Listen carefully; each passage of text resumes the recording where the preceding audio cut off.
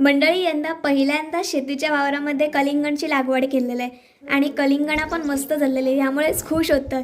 वेलिंका फुला धरण आता फळा पण इल्लेली, पण या जंगलातील माकडांनी पहिलाच इल्लेला कलिंगण काय ठेवूक नाही, त्यासाठीच आम्ही शेतीच्या वावरात इल्लेलो. सगळ्यात आधी शेतातील डुऱ्यामधल्या कळशीभर पाणी घेतलंय, त्यानंतर प्लास्टिकचे बॉटल्स घेऊन इल्लेले.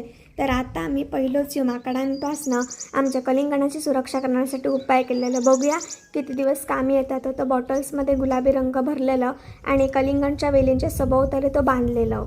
यंदाच्या वर्षी बरीच अशी पौष्टिक असणारे पालेभाजी आम्ही खाल्लं.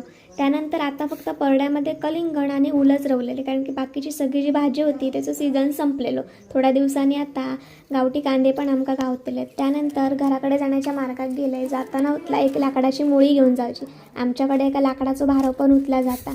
घराकडे फक्त सध्या वाट बघणारा एकमेव माणूस म्हणजे आमचा सखी.